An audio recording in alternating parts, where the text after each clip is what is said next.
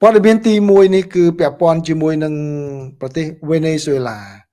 គឺបើតាមសេចក្តីរាយការណ៍នានានៅថ្ងៃនេះបាទនៅរុស្ស៊ីនេះកាលពីប្រហែលម៉ោងមុននេះបន្តិចនេះគឺសហរដ្ឋអាមេរិកបានប្រកាសថាសហរដ្ឋអាមេរិកនឹងគ្រប់គ្រងការលក់ប្រេងរបស់ប្រទេសវេណេស៊ុយឡាដោយមិនកំណត់ពេលនោះទេហើយនឹងជាអ្នកសម្រេចថាតើត្រូវលក់ប្រេងនោះដោយរបៀបណាហើយត្រូវប្រើប្រាស់ចំណូលដែលបានមកពីប្រេងនោះដោយរបៀបណាក្នុងខណៈពេលដែលសហរដ្ឋអាមេរិកកំពុងតែបន្តការក្តាប់ទៅលើប្រទេសវេណេស៊ុយឡានេះបាទបន្ទាប់ពីបានចាប់ប្រធានាធិបតីនៃប្រទេសនេះគឺលោកនីកូឡាស់ម៉ាឌូរ៉ូក្រសួងធម្មពលរបស់សហរដ្ឋអាមេរិកបានថ្លែងឲ្យដឹងតាមរយៈសេចក្តីថ្លែងការណ៍មួយនៅថ្ងៃពុធនេះថាគឺសហរដ្ឋអាមេរិកចាប់ផ្ដើមប្រកាសលក់ប្រេងរបស់វេណេស៊ុយឡានៅលើទីផ្សារអន្តរជាតិហើយប្រាក់ដែលបានមកពីការលក់ប្រេងទាំងអស់គឺជាបឋមគឺដាក់នៅក្នុងគណនីដែលគ្រប់គ្រងដោយសហរដ្ឋអាមេរិកដែល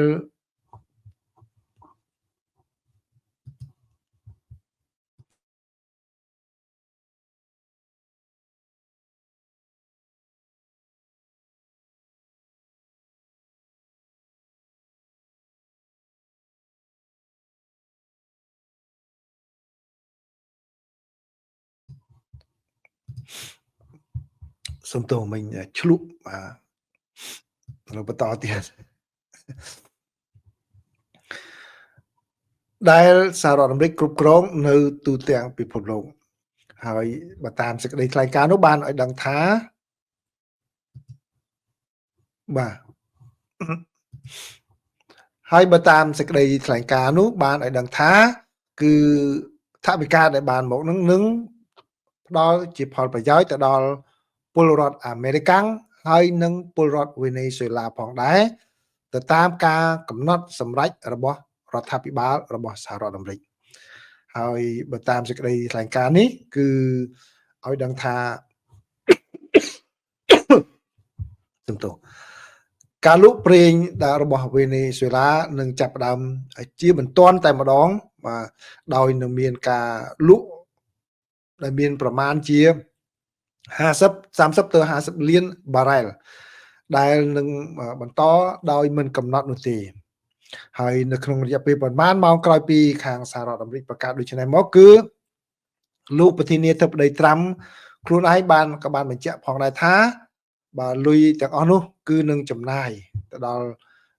ប្រទេសវេណេស៊ុយឡាតាមដែលព្រមព្រៀងគ្នាហើយក៏ដើម្បីទិញផលិតផលទាំងស្រុងរបស់សហរដ្ឋអាមេរិកផងដែរលោកប្រធានាធិបតីបានបង្ហោះតាមសារនៅក្នុងបណ្ដាញសង្គម Truth Social ថាគឺគេបានជូនដំណឹងមកលោកប្រធានាធិបតីថាលុយដែលបានមកពីការលក់ប្រេងនេះគឺនឹងទិញផលិតផលដែលផលិតដោយសហរដ្ឋអាមេរិកដែលទទួលបានពីការចំណូលប្រេងនេះបាទក្នុងនោះគឺរួមមានទិញអ្វីៗទាំងអស់ដែលមកពីសហរដ្ឋអាមេរិករួមមានទាំងផលិតផលកសិកម្មថ្នាំពេទ្យនិងឧបករណ៍ពេទ្យហើយក៏ដូចជាសម្ភារៈនានាសម្រាប់ជួយ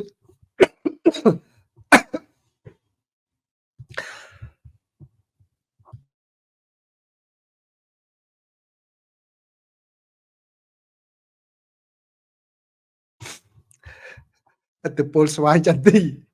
ញ៉ាំស្វាយចន្ទីមានតែក្អកមិនមែនផ្ដាសាយស្វាយចន្ទីញ៉ាំស្វាយចន្ទីទៅក្អកមិនហ្នឹងចាក់សុំទៅបាទសូមអរគុណស្រ័យណាបាទចាឃើញស្វាយចន្ទីនេះវាឆ្ងាញ់ញ៉ាំស្វាយចន្ទីទៅវាទៅចេញចឹងបាទសូមអរគុណស្រ័យសូមបន្តទៀតណាបាទផលិតផលដែលរបស់សហរដ្ឋអាមេរិកទាំងអស់គឺនឹងរួមមានទាំងសម្ភារៈដែលធ្វើយ៉ាងណាសម្រាប់ការធ្វើឲ្យប្រសើរឡើងទៅដល់ខាងបណ្ដាញអគ្គិសនីរបស់ប្រទេសវេណេស៊ុយឡាផងដែរបាទនេះគឺជាការមួយដែលសហរដ្ឋអាមេរិកប្រកាសដាច់ណាត់តែម្ដងថាខ្លួនជាអ្នកគ្រប់គ្រងទៅលើប្រេងរបស់វេណេស៊ុយឡាអញ្ចឹងគឺមានប្រិមិត្តមួយចំនួននឹងអាចសួរថាហេតុអ្វីបានជាសហរដ្ឋអាមេរិកធ្វើដូច្នេះគឺមានការពិភាក្សាគ្នាច្រើន ពីលើទស្សនវិជ្ជាច្បាប់នឹងសូម្បីតែនៅសហរដ្ឋអាមេរិកនេះគឺសមាជិកសភារបស់សហរដ្ឋអាមេរិកមួយចំនួនក៏រិះគន់ចំណាត់ការនេះដែរក៏ប៉ុន្តែរដ្ឋបាលលោកត្រាំលោកប្រកាសធ្វើអញ្ចេះហើយក៏មានអ្នកច្បាប់មួយចំនួនដែលបានបកស្រាយផ្សេងដែរគឺក្នុងនោះគឺមានការបកស្រាយថាគឺដើមឡើយហេដ្ឋារចនាសម្ព័ន្ធនៃការបំប្រេងរបស់វេណេស៊ុយឡាហ្នឹងគឺសហរដ្ឋអាមេរិកជាអ្នកសាងសង់បាទជាអ្នកសាងសង់ហើយក្រោយមកគឺវេណេស៊ុយឡាបាទក្នុងទសវត្ស1970ហ្នឹងគឺគាត់បាទធ្វើជាទូពនិយកម្មបាទយកមកកាន់វិញហើយក៏នៅប៉ុន្តែក៏នៅតែបន្តសហការគ្នាជាមួយនឹងខាងសហរដ្ឋអាមេរិកដែរហើយនៅពេលដែលចូលមកដល់យុគសម័យលោក Hugo Chavez ដែលជាអ្នកដឹកនាំមុនលោក Nicolas Maduro ហ្នឹងគឺមានការធ្វើជាទូពនិយកម្មហ្នឹងដោយចរចាឡើងវិញដោយបង្ខំគឺធ្វើឲ្យក្រុមហ៊ុនអាមេរិកហ្នឹងបាត់បង់ផលប្រយោជន៍ច្រើនអញ្ចឹងក្រុមហ៊ុនមួយចំនួនបានដកចេញក្រុមហ៊ុនអាមេរិកមួយចំនួនបានដកចេញនៅសល់តែក្រុមហ៊ុន Exxon បាទហើយដល់អញ្ចឹងទៅគឺខាងវេណេស៊ុយឡាហ្នឹងក៏ចាប់ដៃគូនឹងជាមួយនឹងចិនជាមួយនឹងរុស្ស៊ីបាទដែលធ្វើឲ្យសហរដ្ឋអាមេរិកខឹងសម្បាដែលបើតាមប្រសាសន៍របស់លោកត្រាំក្នុងពេលកន្លងមកនេះថ្មីនេះគឺលោកថាប្រេងអ្វីដែលសហរដ្ឋអាមេរិកកសាងគឺសហរដ្ឋអាមេរិកទៅតែយកមកវិញដែលជាផលប្រយោជន៍របស់សហរដ្ឋអាមេរិកបាទនេះគឺជាការផ្ដល់ហេតុផលអញ្ចឹងហើយបានជាមានករណីនេះកើតឡើងណាបាទខ្ញុំដោយខ្លួនឯងមិនសូវដឹងពីទស្សនវិជ្ជាច្បាប់នឹងប្រមាណដែលប្រវត្តិយ៉ាងមិនដែរណាបាទសូម្បីតែប្រជាពលរដ្ឋអាមេរិកមួយចំនួនក៏និយាយពាក្យប្រទេសវេណេស៊ុយឡានឹងអត់ត្រូវដែរពួកគេក៏អត់សូវស្គាល់សូវដឹងប្រទេសនឹងដែរណាបាទអញ្ចឹងនេះគឺជាការវិវត្តមួយបាទអញ្ចឹងវាមានការពិភាក្សាច្រើនណានៅក្នុងសហគមន៍អាមេរិកក្នុងចំណោមអ្នកច្បាប់ក្នុងចំណោមសមាជិកសភាអីហ្នឹងគឺមានការពិភាក្សាពីការដែលធ្វើនេះថាអាមេរិកធ្វើនេះត្រឹមត្រូវឬទេតែខ្ញុំជូនតែអ្វីដែលជាព័ត៌មានជូនដល់ប្រិយមិត្តនៅក្នុងការវិវត្តទី2បាទព័ត៌មានទី2បន្ថែមទៀតនេះគឺបើតាមសេចក្តីរាយការណ៍របស់កាសែតខាង Washington Post ដែលចេញនៅមុននេះប្រហែលម៉ោងបាទប្រហែលជាខ្ទង់5ម៉ោងមុននេះគឺបានឲ្យដឹងថាសហរដ្ឋអាមេរិកបានធ្វើប្រតិបត្តិការយោធានៅថ្ងៃពុធនេះគឺបានរឹបអូសយកនាវាមួយដែលដោតទង់ជាតិរុស្ស៊ីបាទក្រោយពីការបណ្ដេញតាមអស់រយៈពេលប្រមាណជា2សប្តាហ៍រហូតដល់ចូលក្នុងមហាសមុទ្រអាត្លង់តិកហើយក៏បានចាប់បាននាវានេះនៅជិតសមុទ្រការ៉ាអ៊ីបដែលនេះគឺជាការមួយដែលកាត់ខំពង្រឹងរបស់រដ្ឋបាលលោកប្រធានាធិបតីដូណាល់ត្រាំនៅក្នុងការបិទគប់ប្រេងរបស់ការនាំប្រេងចេញរបស់វេណេស៊ុយឡាហើយនាវានោះគឺមានដោតទង់ជាតិរុស្ស៊ីឈ្មោះថា Marinara គឺខាងឥឡូវនេះគឺខាងសហរដ្ឋអាមេរិកបានឡើងទៅលើនាវានោះហើយនេះបើតាមការបញ្ជាក់ពីមន្ត្រីរបស់សហរដ្ឋអាមេរិកបាទក្រោយពីបានកិច្ចបាទនាវានេះបានកិច្ចតាំងពីពាក់កណ្ដាលខែធ្នូម្លេះអាមេរិកបានដេញតាមតាំងពីពាក់កណ្ដាលខែធ្នូពេលហ្នឹងគឺមានការតាមចាប់គឺការបញ្ជាក់ហ្នឹងឲ្យដឹងថាពេលដែលកំពុងតាមចាប់ហ្នឹងនាវាហ្នឹងគាត់បានដូរឈ្មោះទៅដោតទង់ជ័យរបស់រុស្ស៊ីវិញពីដើមឡើយគឺគាត់មានឈ្មោះថា Bella 1បាទ Bella ទី1ពេលដែលកំពុងបដិញហ្នឹងប្រហែលជាគាត់តាក់ទងទៅខាងណាឲ្យចុះបញ្ជីកប៉ាល់ហ្នឹងថាជារបស់រុស្ស៊ីវិញហើយក៏សរសេរដាក់នៅលើកប៉ាល់ហ្នឹងដាក់ថាជារបស់រុស្ស៊ីហើយមានដោតទង់ជាតិរុស្ស៊ីផងដែរដែលនាំឲ្យរុស្ស៊ីហ្នឹងគឺគាត់បើតាមសេចក្តីរាយការណ៍គឺឲ្យដឹងថារុស្ស៊ីក៏បានបញ្ជូនកប៉ាល់ហើយនៅនាវាមួយទឹកផងដែរនៅកាលពីខែធ្នូហ្នឹងដើម្បីមកអមកប៉ាល់នោះក៏ប៉ុន្តែมันបានបញ្ជាក់ថាមូលហេតុអ្វីបានជាខាងរុស្ស៊ីដកទៅវិញនោះទេក៏ហើយរុស្ស៊ីក៏បានបញ្ជាក់កាលពីថ្ងៃអង្គារម្សិលមិញថាកុំឲ្យសហរដ្ឋអាមេរិកជប់តាមចាប់នាវានឹងទៅបាទដោយបញ្ជាក់ថាជានាវារបស់រុស្ស៊ីហើយបានបណ្ដាលឲ្យមានការតានតឹងខាងផ្នែកការទូតផងដែររវាងប្រទេសទាំងពីរនេះដែលរុស្ស៊ីក៏ថាគាត់នឹងតាមដានមើលស្ថានភាពនេះប្រកបដោយការព្រួយបារម្ភក៏ប៉ុន្តែបែរជានៅថ្ងៃពុធនេះសហរដ្ឋអាមេរិកប្រកាសថាឥឡូវនេះចាប់រឹបអូសនាវានោះបានហើយមិនត្រឹមតែប៉ុណ្ណោះទេគឺចាប់បាននាវាមួយទៀតផងដែរឈ្មោះថា Sophia បាននាវាទាំងពីរនេះបើតាមការបញ្ជាក់របស់សហរដ្ឋអាមេរិកគឺដោយសារតែចូលទៅដឹកប្រេងរបស់ វេណេស៊ុយអេឡាដោយខុសច្បាប់ទណ្ឌកម្មរបស់សហរដ្ឋអាមេរិកក៏ប៉ុន្តែនៅពេលដែលចាប់បាននាវាទី1នោះគឺ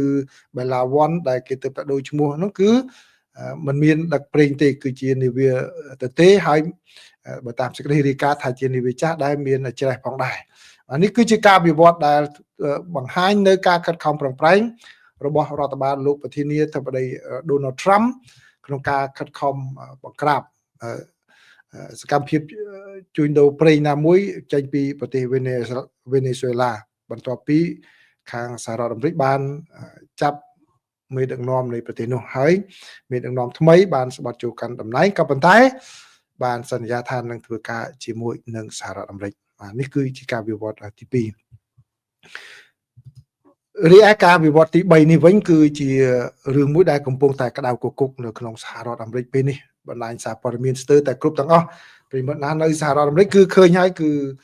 តែរឿងនេះតាំងពីព្រឹកមិញមកម្លេះគឺបានប៉ូលីសអន្តោប្រវេសន៍ ICE បានបាញ់ទៅលើរថយន្តមួយដែលមានស្ត្រីម្នាក់កំពុងតែបើកនៅពេលនោះនៅក្នុងទីក្រុង Minneapolis រដ្ឋ Minnesota ហើយបានសម្លាប់លោកស្រីនោះពេលដែលយកទៅដល់មន្ទីរពេទ្យហើយមានការបកស្រាយផ្សេងគ្នាគឺខាងលោកចៅហ្វាយក្រុង Minneapolis ហ្នឹងគាត់បានកោតទោសទង្វើរបស់ប៉ូលីស ICE ថាជារឿងមួយបង្កនៅការភ័យខ្លាចទៅដល់ប្រជាពលរដ្ឋហើយគាត់ថែមទាំងប្រើពាក្យមិនគប្បីបណ្ដេញប៉ូលីស ICE ឲ្យចេញពីនោះផងដែរហើយដោយឡែកខាងក្រសួងសន្តិសុខមាតុភូមិវិញគឺរដ្ឋមន្ត្រីបាននិយាយថាប៉ូលីសអន្តោប្រវេសន៍ ICE គឺអនុវត្តការងារនេះគឺស្របទៅតាមអ្វីដែលច្បាប់និងសិទ្ធិដែលខ្លួនមានហើយគឺការដែលបាញ់នេះគឺគ្រាន់តែជាសិទ្ធិការពារខ្លួនរបស់ប៉ូលីសតែប៉ុណ្ណោះដោយសារតែជនរងគ្រោះនោះគាត់បានបើកឡានហ្នឹងគាត់គេប្រើពាក្យ weaponize ចូលរថយន្តនោះធ្វើជាអាវុធដើម្បីបុកសម្លាប់ប៉ូលីសអន្តោប្រវេសន៍រូបនោះហើយគឺថែមទាំងលោកស្រីរដ្ឋមន្ត្រីថែមទាំងបានចោទប្រកាន់ជនរងគ្រោះនោះថាជាអ្នកដែលធ្វើភេរវករនៅក្នុងប្រទេសហើយថែមទាំងស្នើទៅដល់ក្រសួងយុតិធធឲ្យកាត់ទោសលោកស្រីឬក៏កាត់ទោសសំណុំរឿងនេះថាជារឿងភេរវករនៅក្នុងស្រុកក៏ប៉ុន្តែប្រជាពលរដ្ឋមួយចំនួនគាត់មិនយល់ឃើញទេគាត់បានតវ៉ាបាតកម្មយ៉ាងច្រើននៅក្នុងទីក្រុងហើយលោកអភិបាលរដ្ឋបានស្នើសុំឲ្យមានការតវ៉ាដោយសន្តិវិធីហើយលោកអភិបាលរដ្ឋក៏បានកោតទោសទង្វើនេះផងដែរបាទនេះគឺជាការវិវត្តមួយដែលក្នុងពេលកន្លងមកនេះគឺមានការតវ៉ាពេលដែលពលិអន្តោប្រវេសន៍ចុះទៅទីក្រុងនានាជាពិសេសទីក្រុងដែលគ្រប់គ្រងដោយគណៈបកប្រជាធិបតេយ្យឥឡូវនេះលោករដ្ឋមន្ត្រីលោកអភិបាលរដ្ឋលោកថាលោកនឹងអាចនឹងបញ្ចេញប៉ូលីសឆ្មាំជាតិកងឆ្មាំជាតិមកទប់ស្ពិបការប្រសិនបើការតវ៉ាឈានទៅដល់អំពើហិង្សាណាមួយអញ្ចឹងនេះគឺជារឿងមួយដែលអកុសលដែលប៉ូលីសអន្តោប្រវេសន៍គាត់បានប្រើប្រាស់អាវុធដល់បាញ់ទៅលើជនរងគ្រោះនៅក្នុងពេលនេះបាទរឿងនេះគឺមានការបកស្រាយច្រើនប្រិមិត្តប្រហែលជាបានតាមដានព័ត៌មានសហរដ្ឋអាមេរិកគឺឃើញហើយរឿងនេះច្រើនណាស់ប៉ុន្តែអ្វីដែលខ្ញុំអាចចូលរួមយោបល់បានគឺសម្រាប់សហគមន៍ខ្មែរយើងដែលកំពុងតែនៅសហរដ្ឋអាមេរិកនេះគឺបាទគួរតែប្រយ័ត្នផងពាក់ព័ន្ធនឹងការធ្វើសកម្មភាពដល់ប៉ូលីស ICE ហ្នឹងបាទបើកាលណាយើងមានกระดาษស្នាមមានអីត្រឹមទៅគឺយើងត្រូវយកតាមហើយសហការជាមួយប៉ូលីសទៅបាទពីពួយប៉ូលីសបាទការអនុវត្តច្បាប់របស់ប៉ូលីសនៅពេលនេះគឺមានភាពតានតឹងខ្លះដែរណាបាទពីព្រោះអីពួកគាត់ត្រូវបំពេញកូតាដើម្បីឲ្យបានចាប់ឲ្យបានច្រើនដែរអញ្ចឹងខ្ញុំនិយាយទៀតនៅក្នុងពេលកន្លងមកក៏ដូចពេលនេះគឺយើងធ្វើយ៉ាងណាកុំឲ្យសហគមន៍យើងជួបប្រទះនឹងបញ្ហាហ្នឹងអញ្ចឹងបានន័យថាការនិយាយស្ដីអីក៏ដោយគំរាមកំហែងគ្នាប្តឹងទៅនេះប្តឹងទៅនោះក៏ដោយក៏ត្រូវតែប្រយ័ត្នមែនតើផងដែរអញ្ចឹងខ្ញុំសង្ឃឹមថាប្រិមិត្តនឹងស្ដាប់ការឲ្យយោបល់របស់ខ្ញុំនេះសម្រាប់អ្នកនៅសហរដ្ឋអាមេរិកបាទហើយនឹងជាទី1ហើយទី2ខ្ញុំអាចឲ្យយោបល់ទៅតាមជំនាញបាទនិយាយត្រង់គឺជំនាញអាវុធដែលខ្ញុំបានសិក្សារៀនសូត្រយ៉ាងច្បាស់នោះបាទជំនាញអាវុធដែលប្រើនៅសហរដ្ឋអាមេរិកបាទខ្ញុំមាន license បាទខ្ញុំមិនកុហកទៀតខ្ញុំមាន license កាន់អាវុធហើយខ្ញុំមានអាវុធច្រើនដើមទៀតផងគឺក្បួននៅអាមេរិក ទាំងប៉ូលីសទាំងស៊ីវិលអីក៏ដោយក្បួនកំភ្លើងនៅអាមេរិកគឺអត់មានដាក់កំភ្លើងតាមខ្លួនអត់អាមេបញ្ចូលក្របទេគឺបញ្ចូលក្របជានិច្ចតែម្ដងបាទបើកាលណាមិនបញ្ចូលក្របគឺគ្រូស្ដីឲ្យវិញទៀតមកអញ្ចឹងហើយបានជាប៉ូលីសដែលក្នុងរូបភាពដែលខ្ញុំឃើញនោះគឺគាត់ដកភ្លាមបាញ់ភ្លាមតែម្ដងបើពីព្រោះកំភ្លើងនៅអាមេរិកនេះគេអត់មានឲ្យដកភ្ជុងទេបាទគឺដកបាញ់បាទអញ្ចឹងប្រយ័ត្នមែនតើណាអញ្ចឹងគឺយ៉ាងណាក៏ដោយពេលដែលយើងជួបប៉ូលីសជួបអីខាត់រថយន្តខាត់អីហ្នឹងគឺសហការជាមួយប៉ូលីសបាទសហការជាមួយប៉ូលីសពីព្រោះដូចគ្រូខ្ញុំគាត់ជាគ្រូរបស់ប៉ូលីសទៀតគាត់បរៀនគឺគាត់ថាពេលដែលប៉ូលីសខាត់រថយន្តហ្នឹងគាត់សួរសំណួរជា basic ខ្ញុំនិយាយត្រង់ខ្ញុំអត់ដែរប៉ូលីសខាត់ទេបាទនិយាយត្រង់មកមិនដែរខាត់ប៉ូលីសខាត់ម្ដងណាសោះពីព្រោះខ្ញុំមើលខ្លាចច្បាប់គ្រប់ច្បាប់បាទគឺពេលដែលប៉ូលីសមកសួរគាត់ថា you know why I stop you បាទហេតុអីបានជាអ្នកដឹងហ្នឹងខ្ញុំហេតុអីបានជាខ្ញុំប្រជុំអ្នកហ្នឹងបាទគ្រូខ្ញុំគាត់ធ្លាប់ធ្វើប៉ូលីសរត្រែតហើយគាត់មកបរៀនវិញខាងអាវុធនឹងផងដែរគឺមិនមែនជាសំណួរដែលចង់ដឹងយើងខុសត្រូវគាត់តែចង់ដឹងទឹកចិត្តយើងបាទចង់ដឹងទឹកចិត្តយើងថាតើយើងជាមនុស្សសហការជាមួយនឹងប៉ូលីសឬអត់អញ្ចឹងដូច្នេះពេលដែលជួបប៉ូលីសដំបូងហ្នឹងគឺដាច់ខាតត្រូវសហការព្រាមមកបាទ officer I don't know បាទ if you have any reason to stop me yeah I'm more than happy to comply អញ្ចឹងទៅហើយយើងទៅដាក់ពួកអួយដាក់អីចុះនៅមុនដើម្បីប៉ូលីសឃើញហើយដៃយើងនឹងទៅដាក់បង្ហាញប៉ូលីសពីព្រោះអ្នកនៅសហរដ្ឋអាមេរិកនេះគឺមានសិទ្ធិប្រើអាវុធអញ្ចឹងដូច្នេះប៉ូលីសគាត់ nervous ណាស់បាទគឺពីព្រោះក្នុងក្បួនគឺប៉ូលីសក៏គាត់ចង់បញ្ចប់រឿងនោះដោយអត់មានហិង្សាដែរបាទគាត់ចង់ទៅផ្ទះគាត់ដែរបាទ at the end of the day they want to go home you want to go home safely the same thing បាទអញ្ចឹងទៅនឹងរឿងមួយអញ្ចឹងយើងកុំបង្កការលំបាកពីព្រោះអ្វីដែលប៉ូលីសនៅនេះគេ train ឲ្យនោះគឺ train ដើម្បីប្រយ័ត្នខ្លួនសង្ស័យយើងតែម្ដងបាទអញ្ចឹងពេលដែលប៉ូលីសខាត់ប៉ូលីសអីហ្នឹងគឺសកម្មភាពអ្វីកុំធ្វើផ្ដេសផ្ដាស់ឲ្យមានការសង្ស័យណាខ្ញុំសូមជូនយោបល់ប៉ុណ្ណឹងវាខុសពីសាច់រឿងប៉ូលីសស្អាយបន្តិចប៉ុន្តែខ្ញុំឃើញរូបភាពនេះមកហើយឃើញមានមេប៉ូលីសមកបញ្យល់រឿងហ្នឹងផងដែរគាត់ថាវា standard វាស្តង់ដារប៉ូលីសដែលបានគេដែលគាត់ធ្វើហ្នឹងគឺបាទគឺត្រឹមទៅតាមស្តង់ដាររបស់គាត់អញ្ចឹងដូច្នេះវាជារឿងអកុសលជារឿងអកុសលដែលកើតឡើងបែបនេះដូច្នេះខ្ញុំដោយត្រង់ខ្ញុំអត់ចង់ឲ្យមានរឿងអញ្ចឹងកើតឡើងចំពោះសហគមន៍យើងទេពីព្រោះក្នុងពេលកន្លងមក